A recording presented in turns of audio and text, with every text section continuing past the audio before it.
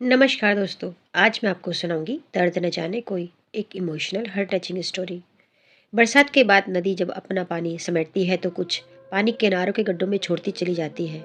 मुख्य धारा से पीछे छूट गया पानी भी बहना चाहता है। वह तड़पता है सागर से मिलने के लिए, पर सभी की किस्मत में सागर की नमकीन लहरों पर खेलना नहीं होता। कुछ की किस्मत में गर्म धूप की सीढ़ियाँ चढ़ते हुए ऊपर बादलों में गुम हो जाना लिखा रहता है। लेकिन यह सब भूलकर गड्ढों में फंसा पानी मछलियों के लिए घर बनाता है। मछलियों की अटखेलियां देखकर वह अपनी लाचारी भूल जाता है। वह इस दर्द को भूल जाता है कि उसके साथ का पानी बहकर आगे जा चुका है। पानी का स्वभाव स्त्री सा होता है, तरल और जीवनदायी। जीवन देने की लालसा में स्त्रियां कभी अपने दुख दर्द की परवाह नहीं करती। नीता का जीवन भी इन्हीं गड्ढों के पानी की तरह था। मीरपुर गांव में चारों तरफ हरियाली थी। खेतों के पार एक तरफ नदी बहती थी और दूसरी तरफ एक पहाड़ी थी। नदी और पहाड़ी के बीच की समतल भूमि में ताड़ के वृक्षों की बहुलता थी। बैसाख लगते ही इनसे ताड़े निकालने का काम शुरू हो जाता। ताड़े निकालने का काम बटाई पर होता था। जिनके ताड़ के वृक्ष थे उन्हें बांटकर आधी ताड़ी मिल जाती। ताड़ी पीने वाले ताड़ी पीकर मस्त हो कहीं आम वृक्ष के नीचे बेसुध पड़े रहते। इन्हीं बेसुध पड़े रहने वालों में से एक नाम था नीता के पति रमेश का। रमेश एक छोटा किसान था। किसान इसलिए कि उसके पास खेत थे, पर रमेश को किसानी का काम कभी नहीं सुहाया।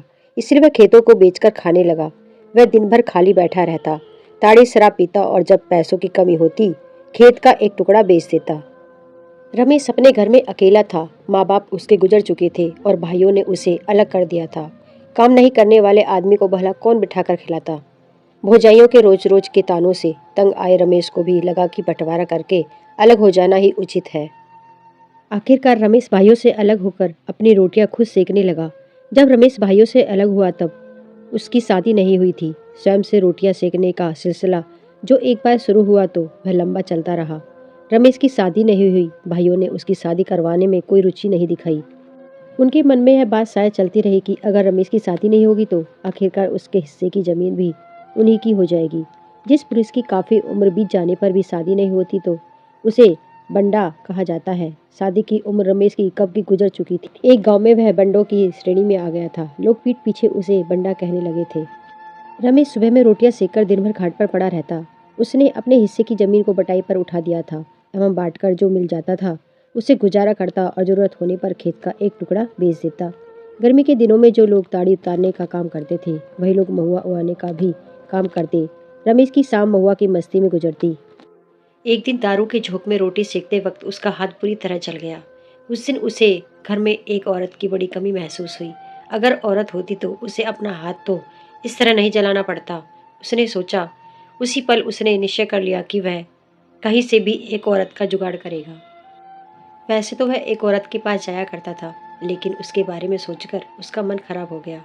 उसे वह कैसे अपने घर लाकर बिठा सकता है। उसके पास तो न जाने कितने लोग जाते हैं।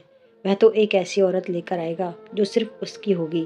भाइयों एवं भाभियों से भी तो उसे कोई उम्मीद नहीं थी।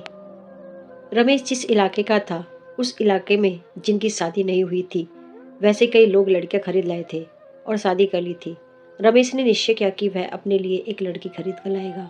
रमेश ने इस दिशा में कोशिश शुरू कर दी। उसकी कोशिश रंग लाई और वह एक औरत को खरीद कर लाने में सफल हो गया। लेकिन इस उपक्रम में उसे अपनी बहुत सारी जमीन बेच देनी पड़ी। फिर भी वह बहुत खुश था कि उसके घर में कोई रोटी बनाने वाली तो आ गई। वह एक गोरे रंग तीखे नह नक्श वाली खूबसूरत सी औरत थी। साड़ी को उल्टा पल्लू पर करके पहनती थी जैसे आम बंगालन औरतें पहनती हैं। रमेश और उसकी उम्र में बहुत अंतर था। गांव वाले कहते कि वह उसे कहीं किसी कोठे से खरीद कर लाया था, परंतु रमेश इस बारे में किसी से कुछ भी बात नहीं करता था। वह नीता पर जान झड़कता, उसकी सभी फरमाइशें पूरी करता।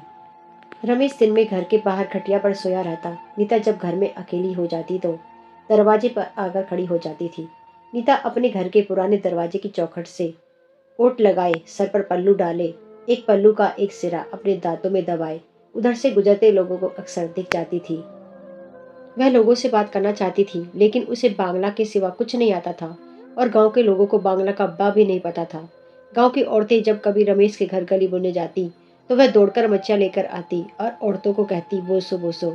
औरतें उसके इस बोसो पर ठठाकर हंस देती। हालांकि धीरे धीरे उसने गांव की भाषा सीख ली थी। रमेश के घर में नीता के आने के बाद खर्चे बढ़ गए। इसी दौरान उसने 2 बच्चों को भी जन्म दिया। रमेश के पास पहले से ही छोटी सी खेती थी। उन्हीं खेतों को बेच बेच कर खाता रहता था। लेकिन बेचकर खाने से तो सोने का पहाड़ भी कम पड़े। फिर रमेश के खेतों की बात ही क्या थी। एक दिन ऐसा आया जब रमेश के पास बेचने के लिए कुछ नहीं बचा। रमेश 60% पार कर चुका था। उससे अब नया कोई काम होने वाला नहीं था। और सच तो यह था कि गांव में नया काम करने की कोई संभावना भी नहीं थी। जिंदगी भर बैठकर खाने वाला आदमी शारीरिक परिश्रम वाला काम भी नहीं कर सकता था कि मजदूरी करके अपने लिए 2 रोटी कमा ले। कुछ दिनों तक तो उधार पैसा लेकर काम चला, पर जब भूखों मरने की नौबत आ गई तो एक दिन रमेश घर छोड़कर भाग गया। नीता अब उस गांव में अकेली और बिना किसी सहारे की हो गई थी। पर उसे तो अपने 2 नन्हे बच्चों का सहारा बनना था। भूख किसी की सगी नहीं होती। जब नीता के बच्चे भूख से बिलबिलाने लगे तो माँ का ममता में दिल बिलक पड़ा। पड़ोसियों से 2 रोटी की भीख मांगकर लाई, लेकिन रोटी के साथ रमेश के हिजड़ा होने का ताना भी मिला, जो अपने बीवी बच्चों को अनाथ छोड़कर भाग गया। नीता को अपने पति के बारे में ऐसा सुनना अच्छा नहीं लगा, पर उसके पास सुनने के सिवा विकल्प ही क्या था। जिसका पति घर छोड़कर भाग जाए, उसके पड़ोसी भी दिलदार नहीं होते। पड़ोसियों ने शीघ्र ही दुत्कारना शुरू कर दिया। अब क्या करे, नीता सोचती। कभी विचार करती कि कुएं में कूदकर जान दे दे, लेकिन बच्चों का ख्याल उसके पैर रोक लेता। कभी विचारती कि बच्चे समेत कुएं में कूद जाए, फिर सोचती कि आखिर बच्चों की जान लेने का अधिकार उसे कैसे है, तो फिर वह क्या करे। वह खरीद कर लाई गई थी, इसलिए माँ बाप और मायके का संबंध तो कब का विच्छेदित हो गया था। वह एक ऐसे वृक्ष की भांति थी जिसे जड़ से उखाड़ कर छोड़ दिया गया हो। वह हवा के झोंकों के साथ दूर कहीं पहाड़ों के उस पार उड़ जाना चाहती थी, जहाँ उसकी जड़ें जमीन में गड़ी हो, जहाँ बच्चे भूख से तड़पते ना हो, जहाँ लड़कियां बेची न जाती हों। एक दिन रिश्ते का भतीजा थोड़ा सा चावल लेकर आया। नीता को जीवन की थोड़ी आशा बंधी, परंतु एक हाथ से चावल देते हुए दूसरे हाथ से उसने नीता का हाथ पकड़ लिया। ये क्या करते हैं बाबू, मैं आपके माँ जैसी हूँ, नीता ने हड़बड़ा कर कहा। भतीजा तो वहां से चला गया, पर एक शाम के बाद की आस भी चली गई। एक दिन गोधूली बेला में जब अंधेरा पिछवाड़े के नीम से उतरकर धीमे धीमे आंगन में पांव पसारने लगा था और उसकी भूख अपने चरम बिंदु पर पहुंचने लगी थी, उसे लगा कि उसका प्राण गले में आकर अटक गया है। बेटे भूख से बेसुध खटिया पर पड़े थे। सुबह से उन्हें पानी पिलाकर फुसला रही थी, पर पानी पिलाकर बच्चों को फुसल जाते हैं। बच्चों को फुसलाना संभव नहीं। वह फिर आकर खड़ी हो जाती। शाम के धुंधले में नीता बच्चों को साथ लिए घर छोड़कर यह सोचकर निकल पड़ी कि या तो बाहर निकलकर रोटी का इंतजाम करेगी या बच्चों के साथ ही कहीं जान दे देगी। कई दिनों से भूखा रहने के बावजूद वह दिन में यह सोचकर नहीं निकल सकी कि कहीं समाज के लोगों को उसके घर से बाहर जाने का पता न चल जाए, जिससे रमेश की प्रतिष्ठा धूमिल न हो। रास्ते में उसके बड़े बेटे ने बड़े ही भोलेपन से पूछा, माँ तुम जादू से रोटी नहीं बना सकती? इस बात पर नीता की आंखें भर आईं। काश बेटे मैं बना पाती। अगर मैं जादू से कुछ बना पाती तो तुम्हें भूखा नहीं रहने देती। मेरे बच्चों, मैं जादू से एक ऐसी दुनिया बनाती जहाँ कोई बच्चा भूख से न तड़पे। नीता ने उसके सर पर हाथ फेरते हुए कहा। नीता के गांव से निकटवर्ती कस्बे की दूरी 4 किलोमीटर थी। भूख से बेहाल नीता कस्बे के बस स्टैंड तक पहुंचते पहुंचते निढाल हो गई।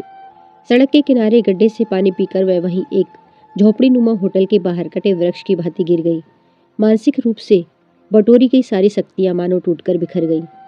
घास जब तक जमीन में अपनी जड़ से जुड़ी रहती है, तब तक बड़ी से बड़ी आंधियां भी उसका कुछ नहीं बिगाड़ पाती। लेकिन जड़ से उखड़ते ही घास तिनके में तब्दील होकर उड़ जाती है। रात का धुंधलापन भी गहराने लगा था। छोटे से कस्बे से इस समय किसी भी सवारी या गाड़ी के मिलने का अब कोई संभावना नहीं थी। थोड़ी देर में जब उसने जरा होश संभाला तो देखा कि बच्चे भूख से बिलख रहे हैं। छोटे वाला तो एकदम अधमरा सा हो गया। वह रो भी नहीं पा रहा था, उसकी आंखें उलटने लगी थी।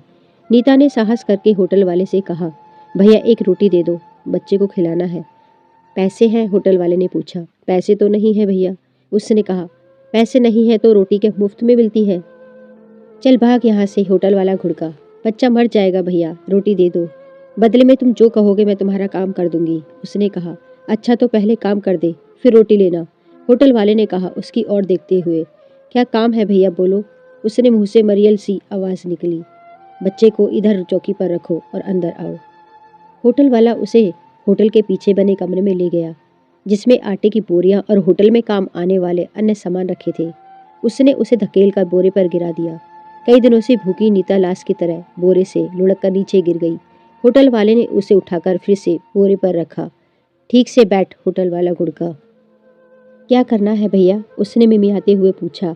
आरती उतारनी है तेरी, टाइम मत खराब कर। रोटी चाहिए तो जल्दी कर, नहीं तो यहाँ से भाग। ऐसा ना करो भैया, कोई और काम करवा लो, मैं झूठे बर्तन धो दूंगी, नीता ने गिड़गिड़ाते हुए कहा। झूठे बर्तन धोने के लिए बहुत पड़े हैं यहाँ। देख अभी दुकानदारी का टाइम है, टाइम खराब मत कर। आती है तो बोल, नहीं तो भाग यहाँ से। नीता का बड़ा बच्चा जोर जोर से रोने लगा था, जिसकी आवाज़ उसे सुनाई दे रही थी। वह विचलित हो उठी। कोई माँ अपने बच्चे को भूखा मरने कैसे दे सकती है, चाहे उसके लिए उसे स्वयं कितनी भी बार मरना पड़े। उसने आंखें बंद कर ली और अपना शरीर ढीला छोड़ दिया। होटल वाला अपने काम में लग गया।